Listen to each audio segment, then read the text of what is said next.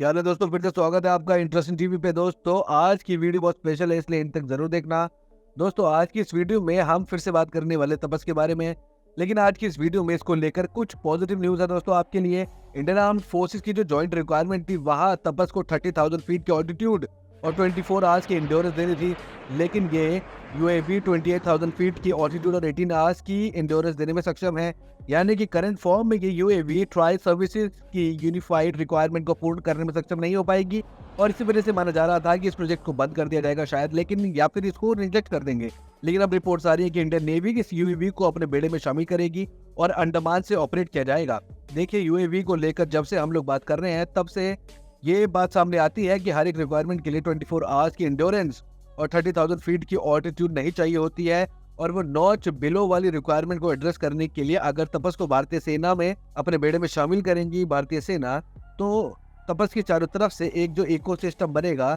और इसका next generation variant ज्यादा बेहतर क्षमताओं के साथ में आ सकता है, क्योंकि हम सिस्टम को बिना इंडक्ट किए उसके नेक्स्ट जनरेशन वेरिएंट के ऊपर काम करेंगे, तो वहां पर डिजाइन रिफाइनमेंट में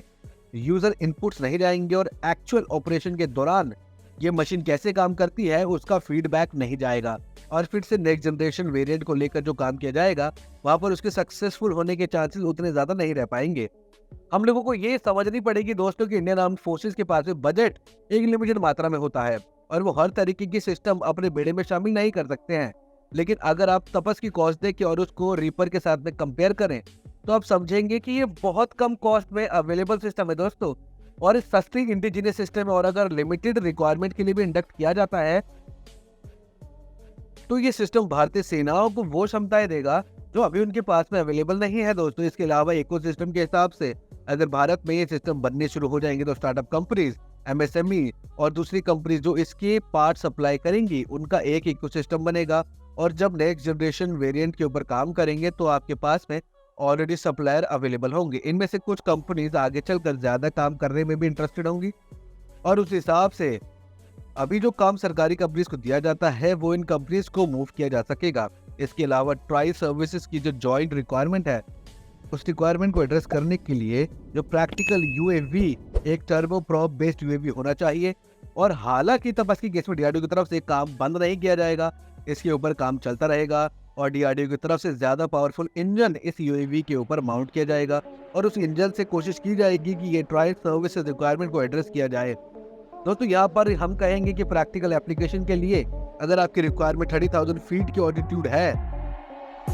तो पिस्टन बेस सिस्टम आपको रिजल्ट्स नहीं देगा, और आपको ज्यादा महंगे टर्बोप्रॉप इंजन का प्रयोग करते हुए medium altitude long endurance drone बनाने पड़ेंगे। वैसे फिलहाल के लिए ये चीज क्लियर नहीं है कि तपस के साथ में जो ज्यादा पावरफुल इंजन के साथ में एक्सपेरिमेंटेशन किया जाना है, वहाँ पर कौन से इंजन का प्रयोग किया जाएगा। क्या ये इंजन वीआरडी के 220 हॉर्स पावर वाले इंजन होंगे, या फिर यहाँ पर दूसरे इंजन का प्रयोग किया जाएगा। देखिए तपस में जो ऑस्ट्रो इंजन यूज किया जाता है, उसके इक्विवेलेंट मार्केट में दूसरे इंजन भी अवेलेबल है जो प्रैक्टिकली हल्के हैं और उतना ही पावर जनरेट करने में सक्षम है। आप सभी को ये भी याद होगा कि दोस्तों एडी की तरफ से तपस के ऊपर ड्रैग रिडक्शन और वेट रिडक्शन एक्सरसाइज की जानी है, लेकिन फिर वो अपडेट निकल कर आई जहां पर कहा गया था कि तपस के फंड्स बंद किए जाएंगे,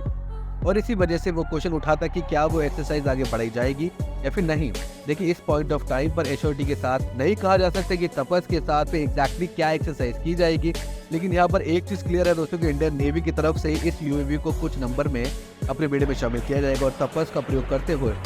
ट्राई सर्विसेज रिक्वायरमेंट को पूर्ण करने की कोशिश भी साथ ही साथ चलती रहेगी। पर्सनली हमारे लिए बहुत बड़ी न्यूज है दोस्तों, क्योंकि अडानी की तरफ से जो दृष्टि 10 ड्रोन्स इंडिया में असेंबल किए जाने थे, वहां पर केवल नॉन क्रिटिकल कंपोनेंट्स ही भारत में बनाए जा रहे थे, और ये चीज तो कॉमन सेंस है कि जब तक आपके पास में क्रिटिकल टेक्नोलॉजीज का होल्ड नहीं है, तब तक उस सेगमेंट पे आप आत्मनिर्भर नहीं हो सकते। दोस्तों उम्मीद करते हैं आपको वीडियो में मजा आया होगा। अगर आप नए हैं तो प्लीज सब्सक्राइब कर दे, बेल आइकन दबाना मत भूलना। तो दोस्तों अगर आप भी सच्चे देशभक्त हैं तो दोस्तों कमेंट बॉक्स में जय हिंद जय भारत माता लिखिए, और इस वीडियो से आपने क्या सीखा और तपस के बारे में आपकी क्या राय है वो भी हमें कमेंट बॉक्स में बताइए, क्योंकि आपकी कमेंट से हमें मोटिवेशन मिलता है दोस्तों। और अगर आप हमारी तरह Indian army, Indian navy, Indian air force को सपोर्ट करते हैं तो वीडियो को ज्यादा से ज्यादा शेयर कीजिए दोस्तों। देखिए हमें नहीं पता, इस वीडियो को आप व्हाट्सएप ग्रुप पे डालो, अपने दोस्तों को भेजो, दुश्मनों को भेजो, घर वालों को भेजो, बाहर वालों को भेजो, इंस्टा की स्टोरी पे लगाओ या व्हाट्सएप की स्टोरी पे। इस वीडियो पे 1000 लाइक्स हो जानी चाहिए कि आपकी रिस्पॉन्सिबिलिटी हमने आपके हाथ में छोड़ दी।